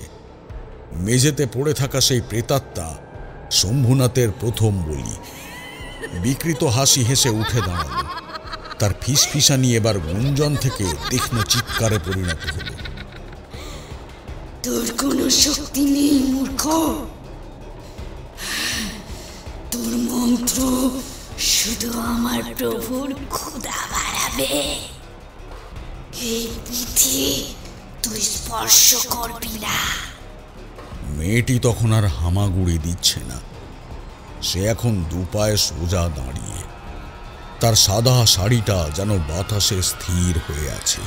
তার কোটরের মতো কালো চোখ দুটো থেকে যেন এক ঠান্ডা আঠালো অন্ধকার গড়িয়ে পড়ছে। আমার দিকে এক লাফে ঝাঁপিয়ে পড়ার আগেই আমার মনে হলো নরহরি ঠিকই বলেছিল। কালান্তকের শক্তির মূল রহস্য হলো সে তার বিরুদ্ধে প্রয়োগ করা যে কোনো শক্তিকে শুষে নেয়। আমার তন্ত্রের শক্তি দিয়ে ওকে আঘাত করা মানে আমার নিজের সর্বনাশ ডেকে আনা। আমার হাতে তখনও কোষ্ঠী পাথরটা ছিল, যা দিয়ে আমি তাকে আঘাত করেছিলাম। সেই পাথর থেকে তখনও ক্ষীণ নীল ধোঁয়া বের হচ্ছিল, কিন্তু প্রেতাত্মাটা যেন তা গ্রাহ্য করছিল না।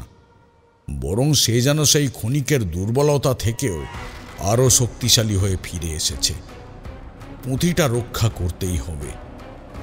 আমি দ্রুত পুঁথির পাতাটা ছিঁড়ে নিলাম, যেখানে 9 জন নারীর নাম আর বলিদানের তারিখ লেখা ছিল। পুরো ডায়েরিটা তখন আমার হাতে একটা ভারী বোঝা ছাড়া আর কিছু নয়। যখনই প্রেতাত্মাটা শুনলে লাফিয়ে উঠল, আমি ক্ষিপ্রতার সঙ্গে হাতের ডায়েরিটা তার দিকে ছুঁড়ে মারলাম। পুঁথিটা তার শরীরে আঘাত করতেই সে তীব্র যন্ত্রণায় গর্জন করে উঠল। কারণ এই ডায়েরিটা শুধু চামড়ার বাঁধন নয়, ভেতরে শম্ভুনাথের দুর্বলতা আর সেই 9 জন বলিসত্তার অভিশাপ লুকিয়েছিল একই সঙ্গে। এটা তাকে সাময়িকভাবে হলেও আটকে দিল। এই সুযোগে আমি হাতের ছেঁড়া পাতাটি মুঠোয় ভরে গঙ্গা জলের বোতলটা বের করলাম। আমি ঘরের মেঝেতে রাখা নীল রত্নটির দিকে তাকালাম। সেটা তখনও গাঢ় বেগুনি আলোয় জ্বলছে, যা জানান দিচ্ছে চন্দ্রগ্রহণ প্রায় শেষের পথে চলে এসেছে। এর অর্থ কালান্তকের শক্তি চূড়ান্ত সীমায় পৌঁছনোর আর বেশি দেরি নেই। আমার হাতে সময় কম। আমি দ্রুত জানলার দিকে গেলাম, যা দিয়ে বাইরে গভীর জঙ্গলের আবছা অন্ধকার দেখা যাচ্ছে। জানলার কাছ থেকে নিচে তাকাতেই আমার বুক কেঁপে উঠল। সেখানে নরহরি নেই, কিন্তু একটা বীভৎস দৃশ্য আমার চোখে পড়ল। বিশাল অশ্বত্থ গাছটার কাণ্ডবে নিচ থেকে একটা কালো কদাকার আকৃতি দ্রুত গতিতে ওপরে উঠে আসছে। সেটা মানুষ নয়, তার শরীরটা যেন কালো কয়লার দলা। তার হাত পাগুলো অস্বাভাবিক রকম লম্বা আর বাঁকানো মতো। তার কোনো মুখ বা চোখ নেই, শুধু একটা তীব্র পচা গন্ধ আর এক ধরনের চাপা শোঁ শোঁ শব্দ যেন বাতাসকে টেনে নিচ্ছে। এইটাই তবে কালান্তক। কালান্তক প্রেতের যে বর্ণনা তন্ত্রশাস্ত্রে আছে, মৃত্যুর পরেও তার অস্থি ও মাংসের বিকৃতি ঘটে, যা তাকে কালান্তর বৃদ্ধ এক অভিশাপের রূপ দেয়। আমি জানলার কাছে দাঁড়িয়ে কোনো মতে গঙ্গা জলের শিশির মুখ খুললাম। ছেঁড়া কাগজটা গঙ্গা জলের ভেতরে ভিজিয়ে দিলাম। এইবার বিসর্জন দিলেই শেষ। কিন্তু ঠিক সেই মুহূর্তেই গাছের ঘরটা বিকট শব্দে কেঁপে উঠল। কালান্তকের শরীরের স্পর্শে পুরো কাঠামোটাই যেন আছড়ে পড়ছে। প্রেতাত্মাটি ডায়েরিটা মাটিতে ফেলে দিল। আমার দিকে ক্রুদ্ধ দৃষ্টিতে তাকিয়ে রইল। সে তখন যেন এক তীব্র শক্তি অনুভব করছে। প্রেতাত্মাটা এবার আমার দিকে ইঙ্গিত করে তার কালো চোখ দুটি ঘুরিয়ে ঘরের কেন্দ্রে রাখা নীল রত্নটির দিকে তাকালো। সেই বেগুনি আলোয় ভরা রত্নটা যেন কালান্তকেরই হৃৎপিণ্ড। আমি বুঝলাম এই রত্নই সব। নরহরি বলেছিল এটা কালান্তকের অভিশাপের শেষ বাঁধন, কিন্তু এই প্রেতাত্মার ইঙ্গিত অন্য কিছুর দিকে। আমার হাতে তখন ভেজা কাগজ আর গঙ্গা জল।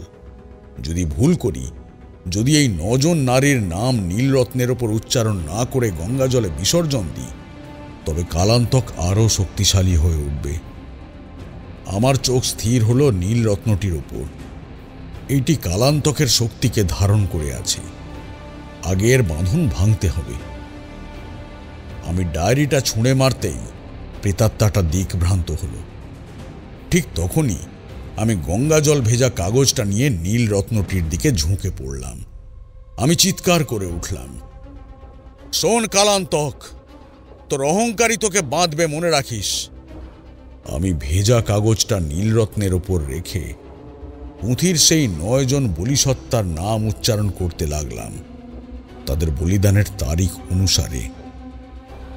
এরই মাঝে একটা জিনিস চোখে পড়ল, আর তা হলো শম্ভুনাথ ওরফে কালান্তক জমিদার বাড়ির কনিষ্ঠ ছেলে ছিল, এবং সেই জমিদার বাড়ির প্রত্যেককে হত্যা করে নিজেকে নির্বংশ করেছিল। কারণ কালান্তক সাধনায় সিদ্ধিলাভ মৃত্যুর পর সেই পাবে যে নির্বংশ হবে, এবং যার হয়ে পিণ্ড দান করার কেউ থাকবে না। যাই হোক, আমি 9 জন নারীর নামগুলো উচ্চারণ করার সঙ্গে সঙ্গে নীলরত্নটা যেন নিজের ভেতর থেকে আগুনের মতো জ্বলে উঠল। বেগুনি আলোটা তীব্র নীল থেকে হয়ে উঠল ভয়ঙ্কর লাল, আর সেই লাল আলোয় ঘরটা মুহূর্তের মধ্যে আলোকিত হয়ে গেল। কালান্তক তখন জানলার ওপরে, তার কদাকার হাত আমার দিকে প্রসারিত, কিন্তু সে আর ভেতরে ঢুকতে পারছে না, যেন কোনো অদৃশ্য বাধা তাকে আটকে দিয়েছে। আর সেই প্রেতাত্মা, সে তখন মেঝেতে ছটফট করছে, যেন তার শরীর থেকে কেউ প্রাণ শক্তি টেনে নিচ্ছে। আমি শেষ নামটা উচ্চারণ করতেই রত্নটা ফেটে চৌচির হয়ে গেল। একটা তীব্র শব্দ হলো, যেন হাজারো কাঁচ একসঙ্গে ভেঙে গেল। সেই শব্দে পুরো ঘরটা কেঁপে উঠল। তখনই চন্দ্রগ্রহণের সময় শেষ হলো। ঘরের ভেতরে তখন জমাট অন্ধকার। আমি উঠে দাঁড়ালাম, হাতে গঙ্গা জল, ভেজা কাগজ আর কোষ্ঠী পাথর। আমার মনে এক তীব্র আত্মবিশ্বাস জেগে উঠল। কালান্তক এখন দুর্বল। আমি জানলার দিকে এগিয়ে গেলাম। বাইরে তখন গভীর নীরবতা। কালান্তকের সেই কালো আকৃতিটা গাছ থেকে অদৃশ্য হয়ে গেছে। নিচে সেই অশ্বত্থ গাছের তলায় এবার একটা স্থির স্পষ্ট দৃশ্য দেখা গেল। সেখানে একজন মানুষ দাঁড়িয়ে আছে। তার পরনে ছেঁড়া কাপড়, কিন্তু সে সোজা হয়ে দাঁড়িয়ে। তার মুখ দিয়ে আর লালা গড়াচ্ছে না, তার চোখে সেই টেড়া ভাবটা নেই। নরহরি, সে তার অভিশাপ থেকে তবে সত্যি এবার মুক্তি পেয়েছে। কিন্তু ঠিক সেই মুহূর্তে নরহরি মৃদু হাসল। সেই হাসি, কিন্তু সে হাসিটা ভয়ঙ্কর নয়, বরঞ্চ এক গভীর, শান্ত এবং অত্যন্ত বুদ্ধিমান হাসি। সে উপরের দিকে তাকালো, সরাসরি আমার চোখে। ধীরে ধীরে সেই নরহরি গাছের নিচে এসে দাঁড়ালো একদম। ধন্যবাদ ঠাকুরমশাই। নরহরি বলল। তার কণ্ঠস্বর এখন স্বাভাবিক, কিন্তু তাতে এক ধরনের শীতল নির্মম উল্লাস। আমি জানতাম চন্দ্রগ্রহণের শেষ মুহূর্তে এসে আপনি ঠিক এটাই করবেন। আমি তো হতভম্ব। এর মানে কি নরহরি? নরহরি হাসতে হাসতে গাছের গুঁড়ি থেকে এক পা এগিয়ে এলো।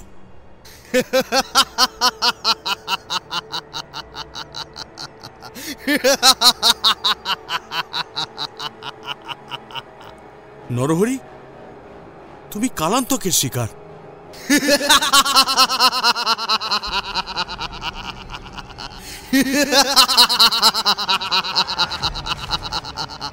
না ঠাকুর মশাই, এই আপনার ভ্রম। আমি শম্ভুনাথ, আমি কালান্তকের প্রেত। আমার শরীর দিয়ে একটা ঠান্ডা স্রোত বয়ে গেল। নরহরি বলে চলল, আমি আপনার মতো শক্তিমান তান্ত্রিককে এখানে আনার জন্যই এই ফাঁদ পেতেছিলাম। আমার শরীরের ওপরের শক্তিগুলো 9 জন বলি সত্তার বাঁধনে বাঁধা ছিল। এই কোষ্ঠী পাথর আর নীল রত্নই ছিল সেই বাঁধন। আমি নিজে সেই বাঁধন ভাঙতে পারতাম না, কারণ আমার বিরুদ্ধে কোনো শক্তি প্রয়োগ করা হলে তা আমারই হয়ে যেত। কিন্তু আপনি সেই 9 জনের নাম গঙ্গা জলে ভেজানো কাগজে উচ্চারণ করে পাথরটা ভেঙেছেন। এই কাজটা আপনি নিজের শক্তি বলে করেননি, করেছেন সেই 9 নারীর সম্মিলিত শক্তিতে। আপনার অজান্তে আপনি আমার শক্তিকে মুক্তি দিলেন। ঠাকুর মশাই, এই মুহূর্ত থেকে কালান্তক মুক্ত। নরহরি ছিল আমারই এক মন্ত্রচালিত বিভ্রম, এক ভূত দূত মাত্র। নরহরি যেন আনন্দে বলে চলেছে। আমি স্তম্ভিত হয়ে দাঁড়িয়ে রইলাম। আমার হাতের কোষ্ঠী পাথরটা আর কোনো কাজ করবে না। গঙ্গা জল ভেজা কাগজটা এখন কেবলই সাধারণ একটি পাতা। আমার সমস্ত তন্ত্রের জ্ঞান যেন এক লহমায় অর্থহীন হয়ে গেল। নিচে নরহরি, সেই মুক্ত শম্ভুনাথ কালান্তক প্রেত এবার তার আসল রূপ ধারণ করতে লাগলো। তার শরীরটা বিকৃত হতে শুরু করলো। তার চোখের মণি কালো থেকে ধীরে ধীরে রক্তিম হয়ে উঠল। নরহরি তার বিকৃত কণ্ঠে বলল, এইবার যে আপনার পালা ঠাকুর মশাই। তন্ত্রের শক্তি আমি আর শুষে নেব না, কারণ আমি এখন মুক্ত। আমি আপনাকে আমার শক্তি দেব, আপনাকেও আমার মতো কালান্তক বদ্ধ করে রাখবো এই আঁথিয়া গ্রামের নতুন প্রেত পূজারী হিসেবে। আমি চুপ করে গেলাম। আমার চোখ দুটো তখনও দূরের সেই অতীতের বিভীষিকার দিকে স্থির। কিশোরী অধৈর্য হয়ে বলল, তারপর কি হলো ঠাকুর মশাই? তারানাথ একটা দীর্ঘশ্বাস ফেলে তার পাসিংশো সিগারেটটা শেষ করলেন।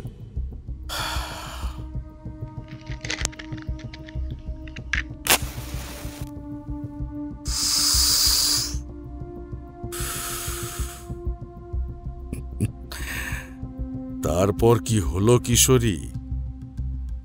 আমি যে আজও বেঁচে আছি, কিন্তু কিভাবে? সেই ঘটনা আমাকে শুধু শক্তিহীন করেনি, আমার অহংকারকেও ভেঙে চুরে দিয়েছিল। সেই রাতের পর আমি এই জীবনে আর কখনো কোনো তান্ত্রিক কাজ আমার 100% শক্তি দিয়ে করিনি। আমার অর্ধেক তন্ত্র শক্তিও এক লহমায় শুষে নিয়েছিল সেই কালান্তক। তবে কি সেই কালান্তক শম্ভুনাথ এখনো এই পৃথিবীতে আছে? আমি জিজ্ঞাসা করলাম।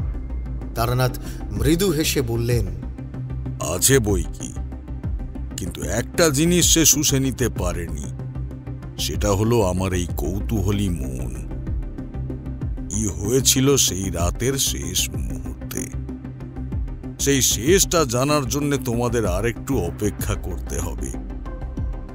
সেই রাতে আমি একজন দুর্বল তান্ত্রিক হয়েও কালান্তককে এক চরম শিক্ষা দিয়েছিলাম, যা সে আজও ভুলতে পারেনি। তারানাথ আরও একবার ধরানো পাসিংশোতে লম্বা টান দিলেন। ঘরের মাটির প্রদীপের আলোয় তার ক্লান্ত মুখটা যেন রাতের ভয়াবহতার প্রতিচ্ছবি। এরপর কি হলো শোনো তবে। নরহরি অর্থাৎ সেই কালান্তক শম্ভুনাথ তখন তার আসল পরিচয় দিয়ে মুক্তির উল্লাস জানাচ্ছিল। তখন আমি স্তম্ভিত হলেও আমার ভেতরের সেই কৌতূহলী অনুসন্ধিৎসু মানুষ এক মুহূর্তের জন্য জেগে উঠল। আমার মনে পড়ল, আমার তন্ত্রের কিছুটা শক্তি শুষে নেওয়া হলেও আমার জ্ঞান এবং বুদ্ধি সেইগুলো কিন্তু তখনও পুরোপুরিভাবে আমারই আছে।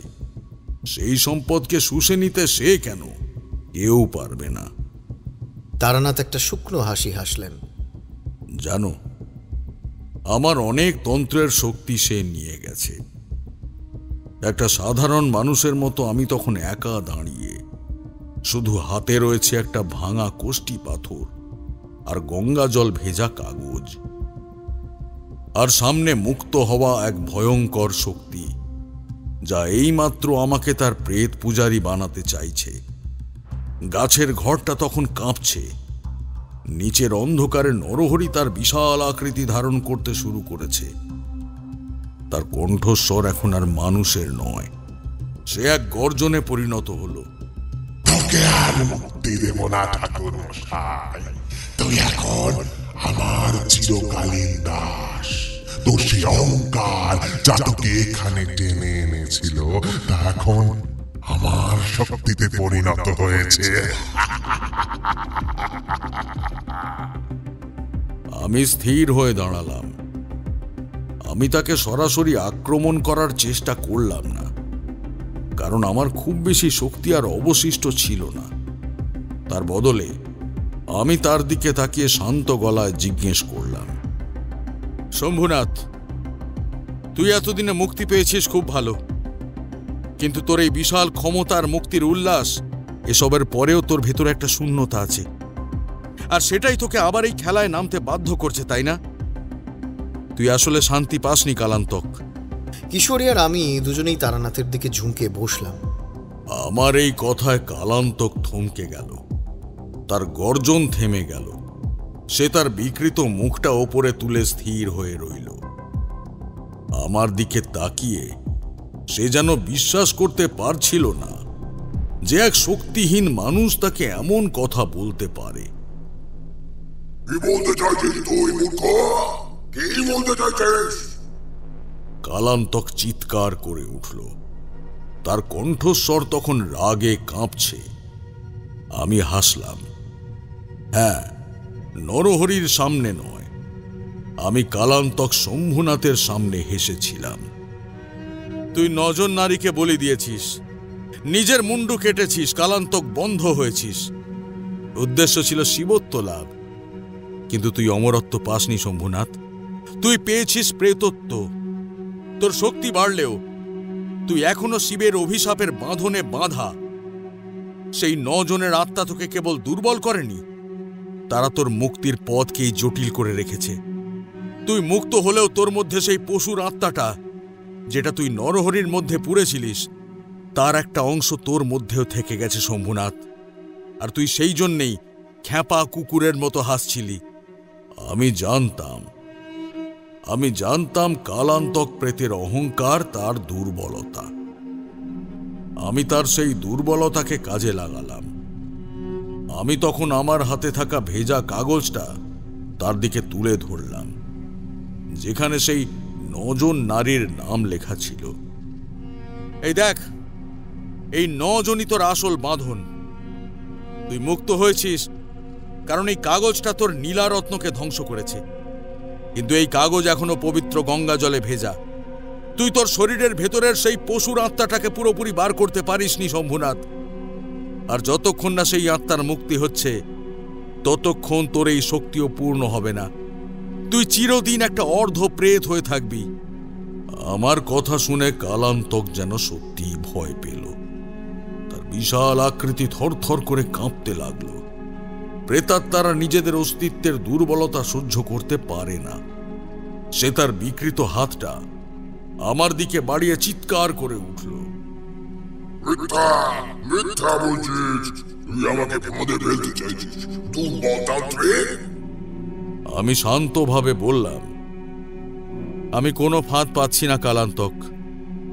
এই গঙ্গা জলে ভেজানো কাগজ, এই 9 নারীর নামের শক্তি যদি তুই নিজের হাতে নিস, তবে তোর ভেতরের সেই পশুর আত্মা মুক্তি পাবে। তুই পূর্ণ শক্তি নিয়ে মুক্তি হবি। আর আমি তো শক্তিহীন।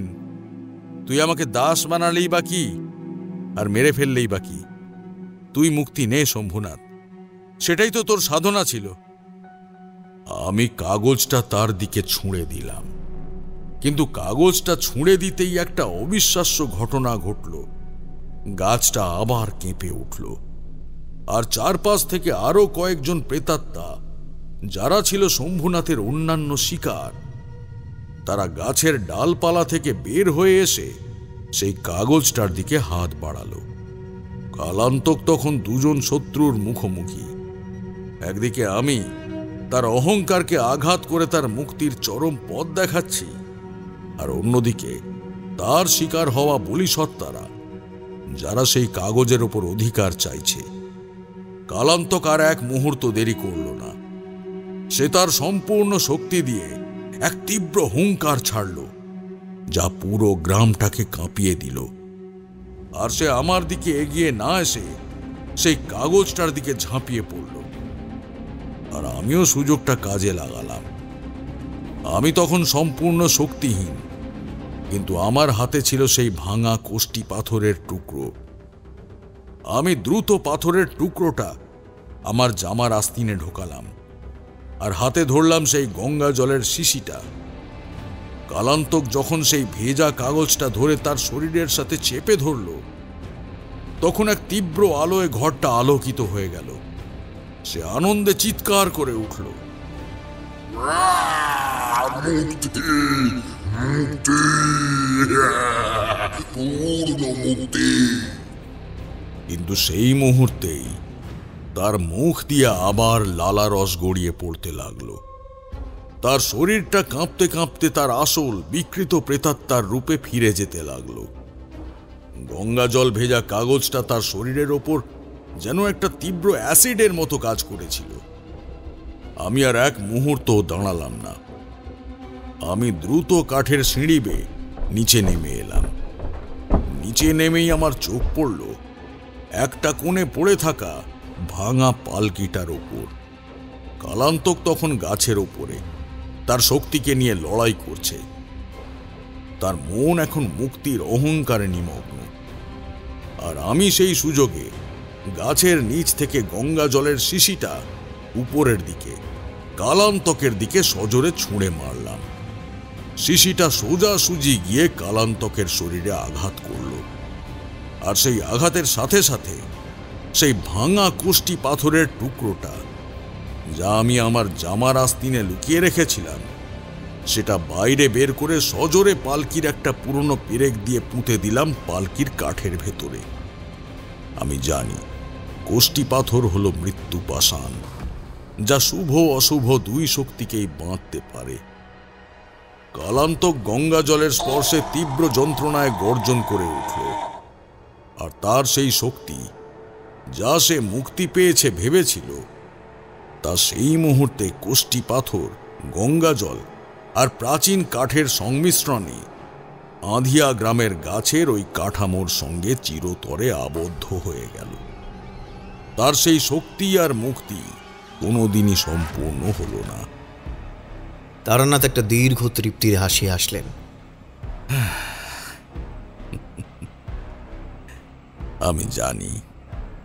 আমি জানি কালান্তক সেই রাতে পরাজিত হয়েছিল। সে আমার শক্তি শুষে নিলেও আমার বুদ্ধি এবং কৌতূহলকে শুষে নিতে পারেনি। আমি সেই দিন রাতারাতি আঁধিয়া গ্রাম ছেড়েছিলাম। যখন গ্রাম ছাড়ি, তখনও শুনছিলাম সেই গাছের ওপর থেকে আসা এক চাপা যন্ত্রণার গর্জন। আর সেই পাথর আমি তাকে পালকি সমেত গ্রাম থেকে বেশ কিছুটা দূরে একটা পুরনো শ্মশানের কাছে ফেলে দিয়ে এসেছিলাম। আজও যদি সেই শ্মশানে যাও, তবে হয়তো শুনতে পাবে কোনো এক প্রেতের চাপা কান্না। আর নরহরি? নরহরি সে তো শম্ভুনাথেরই এক বিভ্রম ছিল, মানুষ তো ছিল না। তবে এই ঘটনার পর সেই পশুর আত্মাটা মুক্তি পেয়েছিল কিনা, সেই প্রশ্নের উত্তর আমার আজও জানা নেই। তবে এইটুকু জানি, সেই রাতে একজন শক্তিহীন তান্ত্রিক হয়েও আমি এক মহা বিভীষিকাকে পরাজিত করেছিলাম। আর সেই জয়, কিশোরী, সেই জয় কোনো মন্ত্রের জয় ছিল না, সেটা ছিল মানব বুদ্ধির জয়। তারানাথ সেই রাতে মৃদু আলোয় বসে আরও একটা পাসিং শো ধরালেন। সেই নীরবতা তখন ভয় ও রোমাঞ্চ নয়, ছিল এক গভীর অদ্ভুত প্রশান্তিতে ভরা।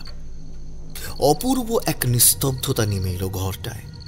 মাটির প্রদীপের মৃদু আলোয় তারানাথের দীর্ঘ ছায়া কাঁপছে। কিশোরী আর আমি দুজনেই যেন সেই আঁধিয়া গ্রামের জীর্ণ কাঠের ঘর আর কালান্তকের শেষ গর্জনের মধ্যেই ডুবে আছি। কিশোরী এক গভীর শ্বাস টেনে বলল, উফ বাবা, কি সাংঘাতিক অভিজ্ঞতা! শেষটায় আপনার কথাগুলো শুনে কালান্তক থমকে গেল। সে আপনার তন্ত্র শক্তি নিল ঠিকই, কিন্তু আপনার বুদ্ধি কেড়ে নিতে পারল না। দারুণ! কিন্তু একটা কথা বলুন তো ঠাকুরমশাই। শেষের কথাটা কিশোরী সামান্য ইতস্তত করে বলল। তারানাথ কিন্তু স্মিত হেসে তার থেকে কথাটা জানতে চাইলেন। কে কিশোরী, বলো। যদি শেষ মুহূর্তে সেই গঙ্গা জলে ভেজানো কাগজটা কালান্তক না ধরত, যদি আপনার সেই দুর্বলতার কথা না মানত, তখন কি করতেন? তারানাথ একটা দীর্ঘ শান্ত টান দিলেন সিগারেটে। ধোঁয়ার রিংগুলো বাতাসের আর্দ্রতায় ধীরে ধীরে মিলিয়ে গেল। যদি না ধরত, তাহলে আমি ওই গঙ্গা জল ভেজা কাগজটা ছুঁড়ে ফেলে দিতাম। কারণ তখন সে আমাকে দাস বানাতে চাইত, হত্যা করতে কিন্তু নয়। আর সেই মুহূর্তে আমার হাতে ছিল সেই ভাঙা কোষ্টি পাথর আর গঙ্গা জলের শিশি। হয়তো আমি তখন মরিয়া হয়ে সেই পাথর দিয়েই তাকে আঘাত করতাম। হয়তো সে আমার শেষ শক্তিটুকুও শুষে নিত এতে। কিন্তু আমি তার দুর্বলতার জায়গাটা তো জানতাম। তার মৃত্যুর পরেও মুক্তি না পাওয়ার যন্ত্রণার কথাও। শম্ভুনাথ অর্থাৎ কালান্তক এত কিছুর পরেও তো শিবত্ব পায়নি, পেয়েছিল প্রেতত্ব। সেটাই ছিল তার সবচেয়ে বড় অহংকারের ক্ষত। একজন তান্ত্রিক হিসেবে নয়, একজন মানুষ হিসেবে আমি তার সেই মনস্তাত্ত্বিক ক্ষতটাতে আঘাত করেছিলাম। আমি মাথা নেড়ে বললাম, ঠিক বলেছেন ঠাকুরমশাই, মানুষ হিসেবেই আপনি তাকে পরাজিত করেছেন। মন্ত্র বা শক্তি তো কেবলই উপলক্ষ, আসল শক্তি মানুষের বুদ্ধি আর প্রত্যয়ের। কিন্তু আপনার এই ঘটনার পর সেই শক্তি হারানোর ভয় কি কখনো আর কখনো আপনাকে নতুন কোনো অনুসন্ধানে যেতে বাধা দেয়নি? তারানাথের চোখে এক পলক পুরনো দিনের চকমকি আলো জ্বলে উঠল। একদম বিভূতি, বাধা দিয়েছিল বই কি। সেই দিনের পর আমি বুঝেছিলাম জগৎটা কত বিশাল, আর আমার ক্ষমতা তার কাছে যৎ সামান্য। বলতে পারো আমার অহংকার চূর্ণ হয়েছিল। তাই তো আজকাল দেখছো তান্ত্রিক কাজ করি না বললেই চলে। কিন্তু সেই ঘটনা থেকে ফিরে আসার পরেও কত অভিযান করলাম। কারণ আমি যে জেনে গেছিলাম মনের চেয়ে বড় মই আর কিছুই নেই। শক্তি যা আছে তাই দিয়েই চলুক, তবে মনের শক্তি থাকুক পাহাড় সমান। তাই দেখো তো, তোমাদের মতো কৌতূহলী মানুষজন দেখলে আমার সেই অভিযানের গল্পগুলো শোনানোর পুরনো নেশাটা আবার মাথা চাড়া দিয়ে ওঠে। আমি তন্ত্রশক্তি হারিয়েছি অনেকটা, কিন্তু অন্য জগতের রহস্য জানার কৌতূহল সেটা তো আর কালান্তক নিতে পারেনি। আর সেই কারণেই এই মঠ লেনের জীর্ণ বাড়িতে বসেও আমি আজও তোমাদের নতুন আমার অতীত জীবনের অনেক ঘটনাই শোনাতে পারি। তারানাথ এবার সিগারেটটা অ্যাস্ট্রেতে গুঁজে দিলেন, উঠে বসলেন সোজা হয়ে। যাও বাছারা, আজকে অনেক রাত হলো, এবার ওঠো। আমরা দুজনে উঠলাম। বাইরে তখন ঝিঁঝির ডাক থেমে গেছে, আকাশ এখন পরিষ্কার। সেই গুমোট ভাবটা আর নেই। দরজার কাছে এসে কিশোরী হঠাৎ পিছন ঘুরে বলল, আচ্ছা ঠাকুরমশাই, সেই নরহরির সেই জ্যান্ত ভাসিটা, সেটা কি আজীবন আপনার মনে থেকে যাবে? তারানাথ দরজার কাছে এসে দাঁড়ালেন, তাঁর মুখে এক রহস্যময় হাসি। ওর ওই হাসি তার বলতে অবশ্যই থাকবে, তবে হাসিটা এখন শুধু ডরায় না। যখনই মনে হয় সবচেয়ে ভয়াল শক্তি ও দুর্বলতাকে আড়াল করে না, সেই হাসিটা এখন যেন আমাকে একটু সতর্ক করে। যাও, এবার পরের বার এলে হয়তো এমন আরো কোনো একটা অভিজ্ঞতার কথা শোনাবো। আরে বাবা, নতুন করে আসর বসানোর জন্যও তো পুরনো আসর আগে ভাঙতে হবে, তাই কি না? হ্যাঁ।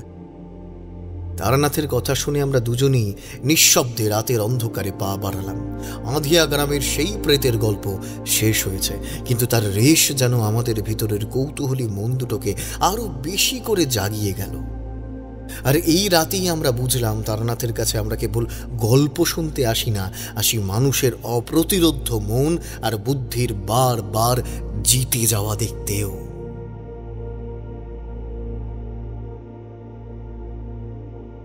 শুনছিলেন কালান্তক প্রেত সংঘর্ষ ও তারানাথ। গল্প পাঠে ও বিভিন্ন চরিত্রে অমিত, সৌমজিৎ, বর্ণক, অয়ন্তিকা এবং ঋতম। সমগ্র গল্পটির কণ্ঠাভিনয় নির্মাণ করেছে ঋতুরাজ স্টুডিও। সমগ্র গল্পটির কণ্ঠ সম্পাদনা, ধ্বনি সম্পাদনা এবং আবহ সম্পাদনা করেছে 62 FPS স্টুডিও। গল্প শুনে ভালো লাগলে অবশ্যই আমাদের চ্যানেলটি সাবস্ক্রাইব করে দেবেন এবং বেল আইকনটি প্রেস করে রাখবেন। তাহলে আগামী সপ্তাহে আবারও একটি রোমাঞ্চকর গল্প নিয়ে হাজির হব আমরা। ততক্ষণ পর্যন্ত স্টে টিউনড।